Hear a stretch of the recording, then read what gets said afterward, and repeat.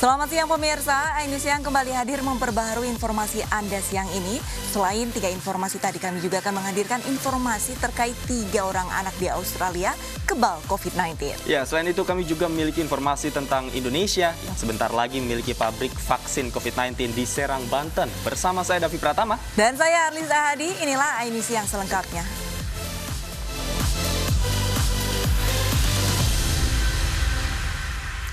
Pemirsa, akibat mesin boiler meledak, ruang produksi pabrik karet pembuatan ban di Kecamatan Medan Deli, Sumatera Utara ludes terbakar. Tidak ada korban jiwa dalam peristiwa ini, namun kerugian diperkirakan mencapai ratusan juta rupiah.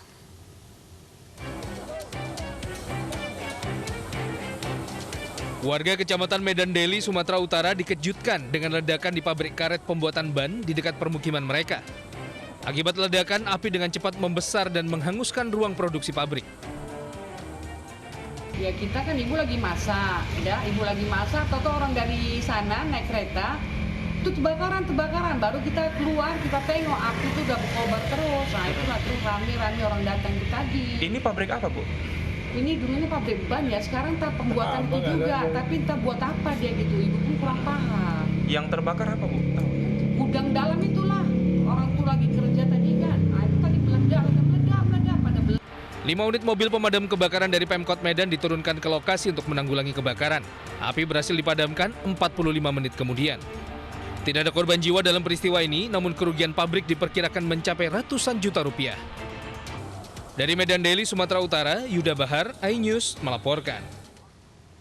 Seorang pria nekat memanjat baliho besar yang berada di depan markas besar Polri di Jakarta Selatan. Proses evakuasi yang dilakukan petugas kepolisian dan tim pemadam kebakaran berlangsung dramatis. Lagi-lagi, Agustinus, pria yang kerap berulah memanjat sejumlah fasilitas umum di ibu kota, kembali menuai sensasi. Kali ini ia memanjat baliho berukuran besar yang berada di depan markas besar Polri di Jakarta Selatan. Petugas rescue pemadam kebakaran Jakarta Selatan dan kepolisian harus menggunakan tangga elektronik untuk mengevakuasi Agustinus di ketinggian 20 meter. Selanjutnya, Agustinus dibawa ke Polsek Kebayoran Baru, Jakarta Selatan untuk diperiksa lebih lanjut. Ya, alhamdulillah evakuasi tersebut berjalan lancar karena dimediasi dengan kepolisian yang naik, termasuk anggota kita juga mendampingi dari pihak kepolisian untuk evakuasi orang. Sementara itu, seorang pekerja di Gianyar, Bali meninggal tersetrum listrik tegangan tinggi. Korban langsung tewas di lokasi dengan luka bakar.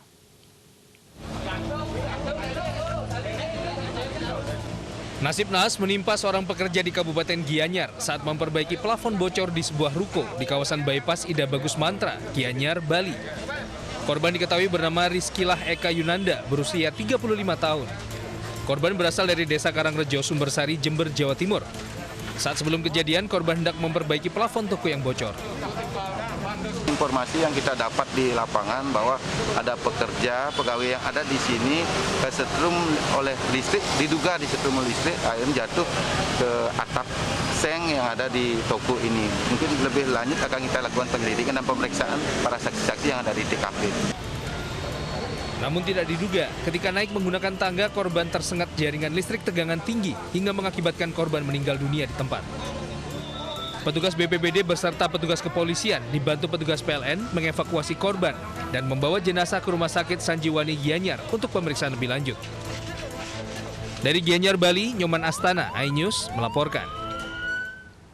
Seorang bocah yang terseret arus deras selokan saat bermain di tengah hujan di Bogor, Jawa Barat akhirnya ditemukan. Tim SAR gabungan menyisir selokan sejauh 20 km dari lokasi kejadian hingga menuju aliran sungai Cimandala.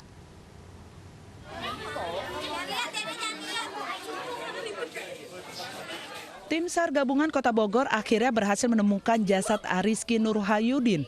Bocah berusia 8 tahun ini merupakan warga Kampung Loder Cihelet, Kota Bogor, Jawa Barat.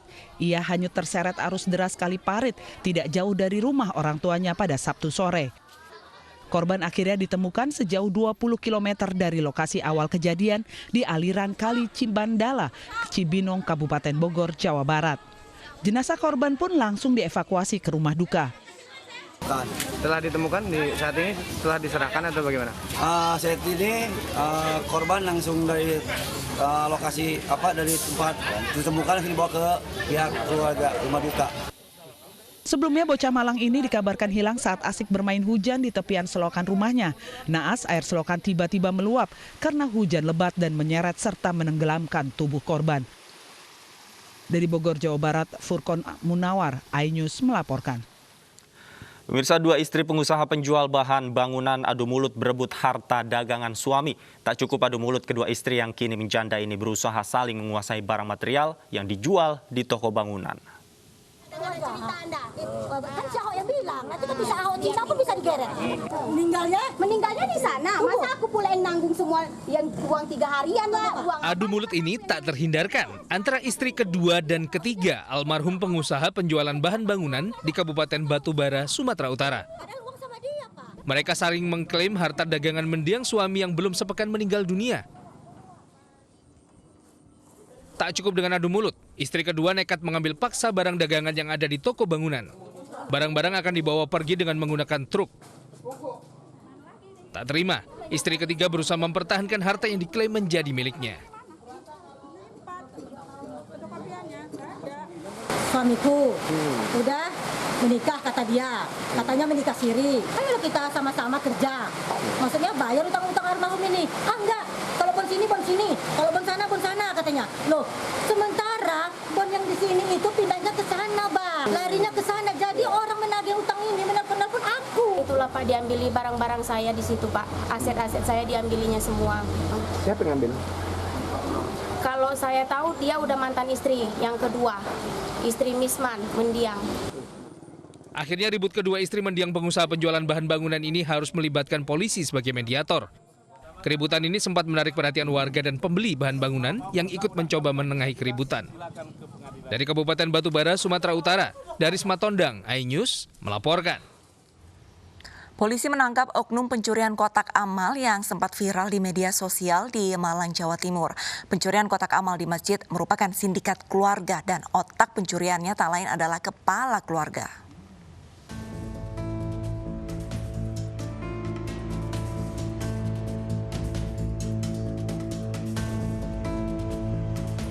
Sebuah video viral di Malang, Jawa Timur beberapa hari lalu. Aksi pencurian ini terekam kamera CCTV terjadi di Masjid Darul Khoirot, Desa Banjarrejo, Kecamatan Pagelaran, Kabupaten Malang, Jawa Timur. Terekam jelas 3 pelaku yang diduga sebuah keluarga. Kejadian ini diketahui pada Kamis sore jelang waktu sholat asar. Diperkirakan isi uang dalam kotak amal tersebut sebanyak 4 juta rupiah. Inilah RPH warga asal Kediri, otak pencurian kotak amal yang viral di Kota Malang. Selama 2 bulan terakhir, pelaku sudah melakoni aksi sebanyak 26 kali dengan TKP yang berbeda di kota dan Kabupaten Malang. Pelaku menggasak uang dalam kotak amal dan peralatan sholat. Saat diinterogasi secara mendalam, pelaku mengaku memaksa mantan istri dan anaknya.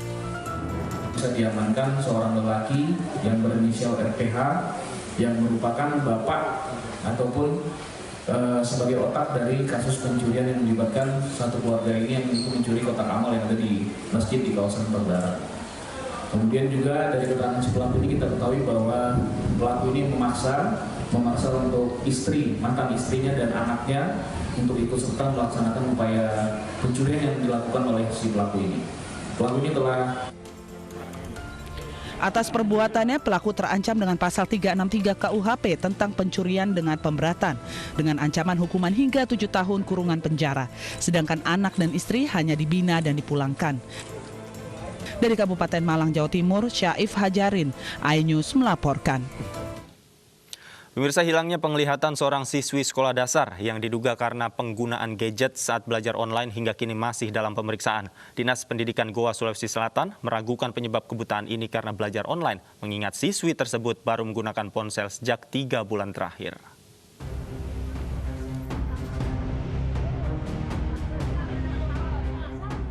Keluarga Ririn Andrianti semakin cemas dengan kondisi kebutaan yang dialami siswi kelas 6 sekolah dasar di Desa Bori, Mantakasa, Kecamatan Bajeng Barat, Goa, Sulawesi Selatan.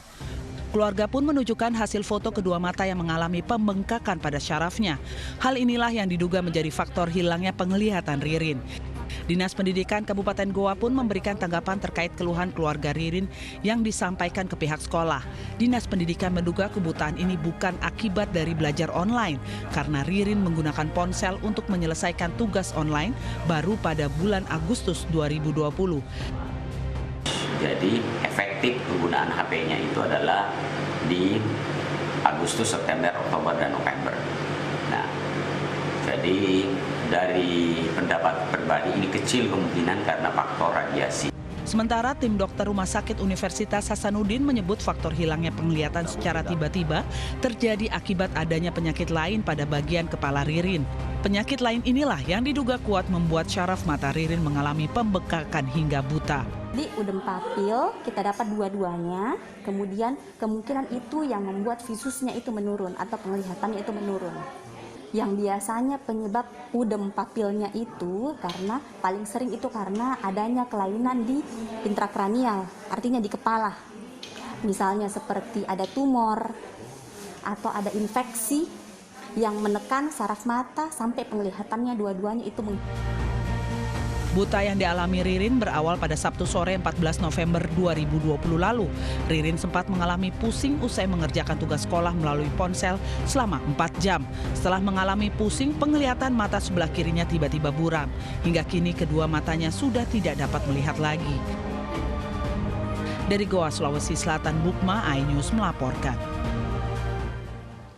Mulai 2021, pemerintah daerah diberikan wewenang dan mengizinkan kegiatan belajar mengajar secara tatap muka tanpa melihat zonasi resiko penyebaran pandemi.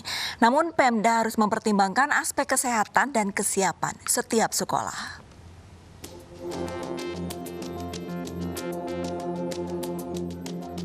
Pemerintah pusat melalui Mendikbud Nadiem Makarim memberikan lampu hijau di tahun 2021, pembelajaran tatap muka boleh diberlakukan. Kini kewenangan diserahkan kepada Pemda, sekolah, dan orang tua. 3 komponen ini menjadi kunci diselenggarakan pembelajaran tatap muka atau tidak. Berikut kriteria sekolah yang diperbolehkan Pemda untuk memperlakukan KBM tatap muka. Toilet bersih dan layak, sarana cuci tangan pakai sabun dan hand sanitizer disediakan di banyak lokasi.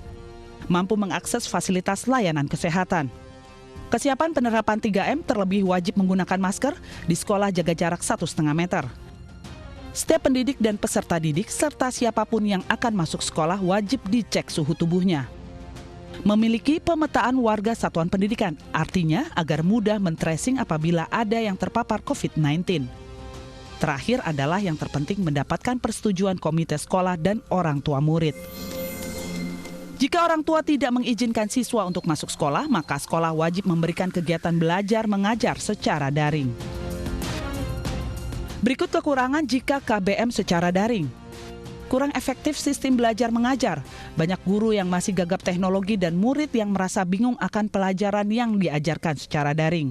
Kurangnya interaksi sosial antar teman ataupun guru. Pelajar lebih menggampangkan materi pelajaran karena tidak dianggap serius waktu belajar hingga kerap ada rasa malas.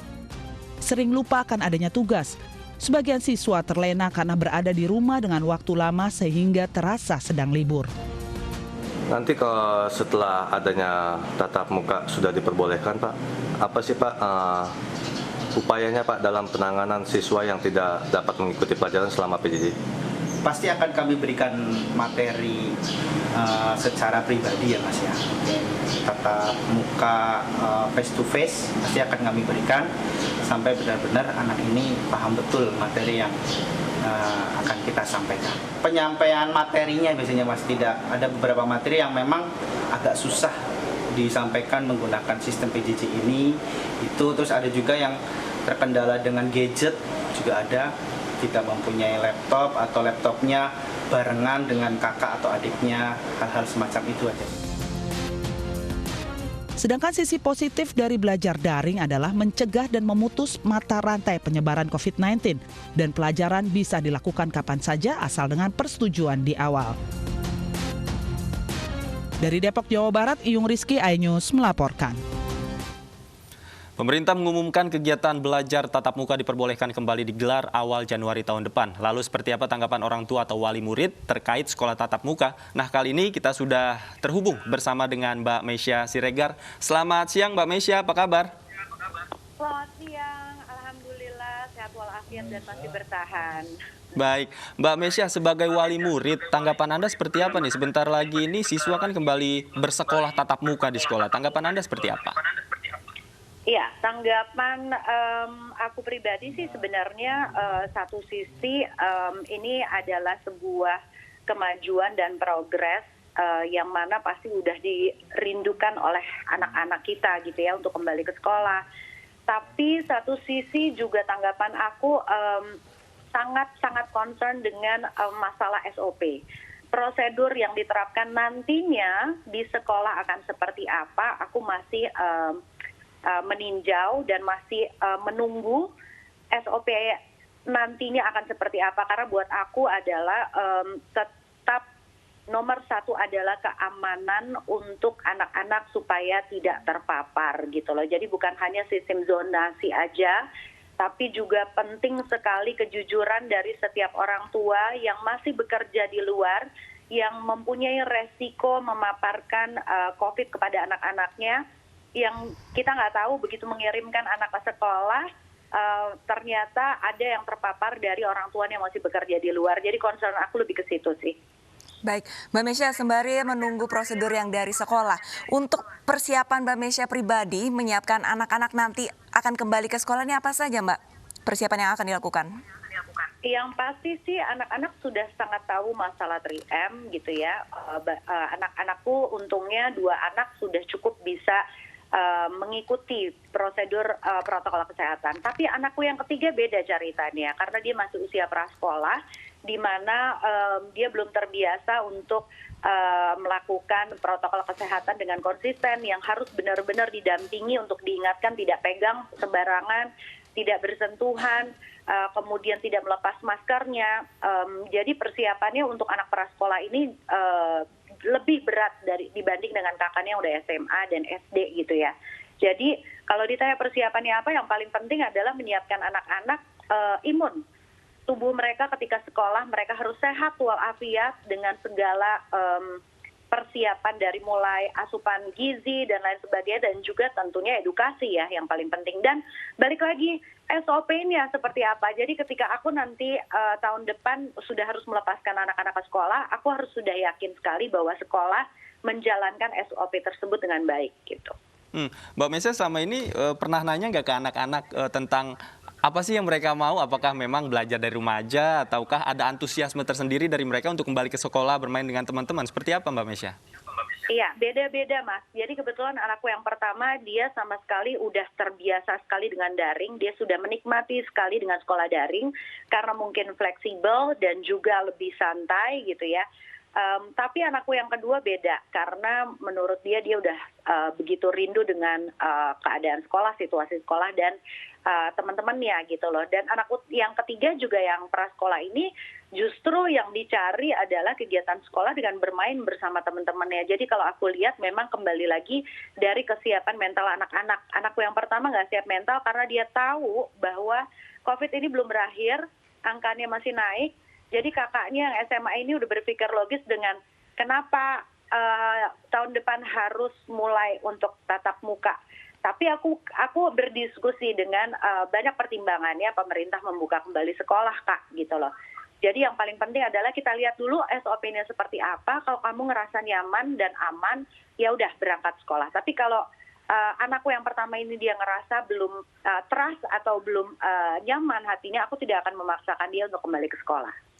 Mbak Mesya, untuk tahun ajaran kali ini kan sudah melewati 1 semester. Nah ini kira-kira evaluasi dari Mbak Mesya mengajar anak-anak untuk sekolah daring ini apa saja Mbak? Adakah evaluasinya? Iya, banyak sekali evaluasinya, terutama anakku yang prasekolah yang pertama. Karena anak prasekolah itu ternyata membutuhkan sekali yang namanya social skill, di mana harus ada tatap muka antara murid dengan guru dan juga teman-temannya. Nah ini yang aku nggak dapetin karena usia prasekolah itu tidak bisa belajar lewat daring, tidak sangat efektif karena apa? Mereka memang sudah harus bermain gitu loh. Memang nature-nya mereka itu bermain bersama, mereka berkegiatan aktif gitu loh. Jadi untuk usia prasekolah ini sangat tidak efektif menggunakan metode daring ini. Jadi tidak bisa aku terapkan metode daring, jadi aku harus menyiapkan waktu yang lebih untuk bisa belajar bersama anak-anakku sambil bermain gitu. Untuk anakku yang kedua, evaluasinya adalah dia sudah sangat menggampangkan sekolah daring ini, di mana dia nggak perlu pakai seragam gitu ya, dia ngerasa boleh sambil makan dia tinggal matiin kamera gitu. Jadi hal kedisiplinan ini menjadi bergeser untuk anakku kedua. Nah, kalau anakku yang ketiga justru menurut aku efektif. Kenapa? Karena dia sudah sangat sadar dengan tanggung jawabnya, dia sudah bisa come up dengan situasi sekarang, sehingga setiap hari dia sudah tahu rutinitasnya, harus bangun pagi, harus mengerjakan tugas deadline-nya kapan, justru malah lebih efektif untuk anak SMA aku gitu loh. Jadi memang beda-beda Mas, banyak sekali yang harus dibenahin karena setiap anak punya metode dan juga kemampuan yang beda-beda. Baik, terakhir Mbak Mesya, ada pesan untuk para orang tua yang anaknya ingin kembali belajar di sekolah atau mungkin untuk para guru ada pesan? Ya, mungkin pesan dari aku adalah yang paling penting siapkan anak-anak secara mental dan juga secara imunitas, karena sekarang mau tidak mau kita harus pelan-pelan move on untuk menjalani kehidupan ini pelan-pelan secara dalam tanda kutip normal. Tapi yang paling penting adalah pastikan sekolah dan juga nantinya peraturan yang diterapkan oleh pemerintah benar-benar harus strict. Jadi ketika sekolah ini sudah dibuka 50%, mudah-mudahan ini bisa dijaga komitmennya oleh sekolah sehingga orang tua bisa merasa aman melepaskan anak ke sekolah. Itu aja. Baik, terima kasih banyak atas waktunya Mbak Mesya Siregar, atas berbincang-bincang dengan Aini Siang. Tetap jaga kesehatan dan selamat beraktivitas kembali. Pemirsa, jenazah anak dibawa dengan motor viral di media sosial. Selengkapnya akan kami hadirkan usai jeda, tetaplah di Aini Siang.